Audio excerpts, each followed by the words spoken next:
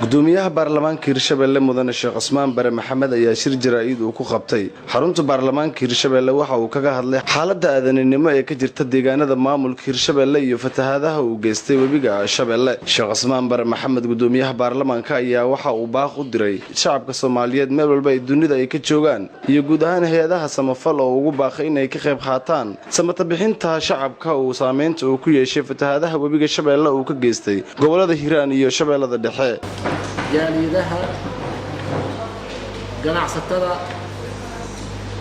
dadka ilaahay siiyay hantida ama xoolaha ee Soomaaliyeed iyo kuwa reer Hirshabelle ee ku nool dalka iyo dibadiisaba dowladda Soomaaliyeed oo ayada mas'uulka ka ah qaranka Soomaaliyeed isteedada Soomaaliyeed hay'adaha caalamiga ah kuwa localka ah waxaan ka codsanaynaa in gargaar degdeg ah lala soo gaaro Hirshabelle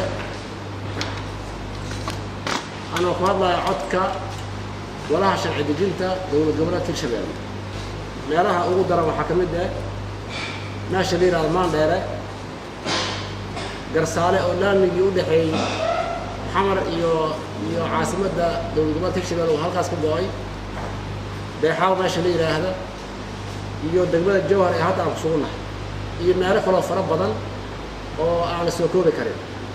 sidoo kale caasimadda ganacsiga dowlad goboleedka Hirshabelle ee magaalada Beledweyne waxaa ka jirta xaalad aad u ba'an oo runtii aan la soo koobi karin ee saameysay dhammaan naf iyo maal saameysay awal magaalada kama soconin lacag Soomaali waxaa ka socday EFC ama lacagta qalaad waxaana loo sheegay magaalada inay korontada ka go'day ee aan yani EFC laftiisa la waayay maadaama biibaxa fara badan ay timid dadkii muxuu ahaay korontadii ayaa dhowr ruux dishay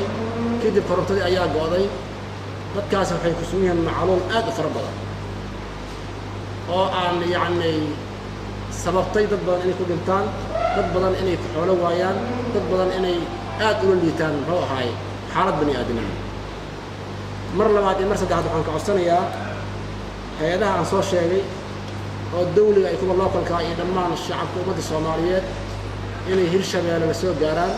gargaar bani aadamnimo. shirkani jaraa'id ee gudoonka baarlamaanka Hirshabelle mudane Sheekh Cusmaan Bare Maxamed ayaa ku soo aadaya xilli xaalado aadanimo ay ka jiraan deegaanada maamulka Hirshabelle fatahaadana uu ka geystay webiga Shabeelle.